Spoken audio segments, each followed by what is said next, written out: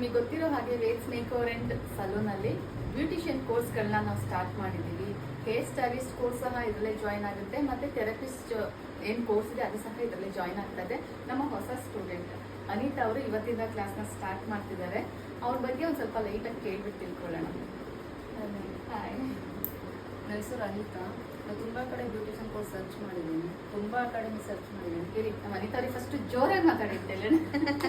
Okay, ಜೋರಾಗಿ ಮಾತಾಡಿ. ತುಂಬ ಕಡೆ ಸರ್ಚ್ ಮಾಡಿದ್ದೀನಿ ನಾನು, ಬಟ್ ನನಗೆ ಇಲ್ಲಿ ನಿಯರ್ ನನಗೆ ಇದು ಹತ್ರ ಆಗುತ್ತೆ. ಬಟ್ 3 ಮಂತ್ ಕೋರ್ಸ್ ಅಂದಿದ್ದಾರೆ, ಅದಕ್ಕೋಸ್ಕರ ನನಗೆ ತುಂಬ ಇಷ್ಟ ಆಯಿತು. ಬೇರೆ ಕಡೆ ಎಲ್ಲ 45 ಡೇಸ್ ಅಂತ ಇದ್ದಾರೆ, ಬಟ್ ಅದರಲ್ಲಿ ನಾವು ಅಷ್ಟೊಂದು ಕಲಿಯೋಕ್ಕಾಗಲ್ಲ ಅಂತ ಅಂದ್ಕೊಂಡು. ಬಟ್ 3 ಮಂತ್ಸ್ ಇದೆಯಲ್ಲ, ನನಗೆ ಸ್ವಲ್ಪ ತುಂಬ ಹೆಲ್ಪ್ ಆಗುತ್ತೆ. ಆ್ಯಂಡ್ ಟೈಮಿಂಗ್ಸ್ ತುಂಬ ನನಗೆ ಹೆಲ್ಪ್ ಆಗುತ್ತೆ ಅಂತ ನಾನು ಮಕ್ಕಳಿಗೋಸ್ಕರ ನನ್ನ ಟೈಮಿಂಗ್ಸ್ ಇದು ಮುಖ್ಯ ಅಂತ ನಾನು ಇಲ್ಲಿ ಜಾಯ್ನ್ ಆಗಿದೆ. ಇವ್ರು ಆ್ಯಕ್ಚುಲಿ ಟೈಮಿಂಗ್ಸ್ ಎಕ್ಸಾಕ್ಟ್ 2 o'clock ಹೋಗಬೇಕು, 11 ಬಂದು 2 ಹೋಗ್ತಾರೆ. ಅಷ್ಟು ಟೈಮಲ್ಲಿ ನಾನು ಕಲಿಸ್ಕೊಡ್ಬೇಕು ಇವ್ರಿಗೆ. ಮತ್ತು ಇವ್ರು ಫಸ್ಟ್ ಕೇಳಿದ್ದು ನನಗೊಂದು ಡೆಮೋ ಕ್ಲಾಸ್ ಏನಾದ್ರು ಸಿಗುತ್ತಾ ಅಂತ. ನಾವು ಮೇಕ್ ಓವರ್ ಆದರೆ ಫೇಸ್ ಮಾಡ್ತೀವಿ, ಹೇರ್ ಸ್ಟೈಲ್ ಮಾಡ್ತೀವಿ, ಅಥವಾ ಏನೋ ಒಂದು ಡೆಮೋ ಕೊಡ್ಬೋದು.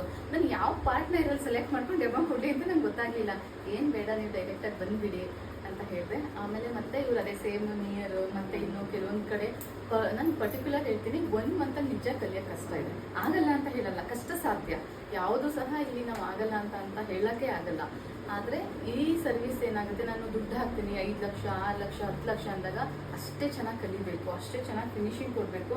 ಹಾಗಾಗಿ ನಾನು ಬೇರೆ ಯಾರೆಲ್ಲ ಟ್ರೈನಿಂಗ್ಸ್ ಇದೆ ಅವ್ರಿಗೂ ಸಹ ನಾನು ಹೇಳಲಿಕ್ಕೆ ಇಷ್ಟಪಡ್ತೀನಿ, ಸಾಧ್ಯ ಆದಷ್ಟು ಇನ್ನೂ ಸ್ವಲ್ಪ ಎಕ್ಸ್ಟೆಂಡ್ ಮಾಡಿ.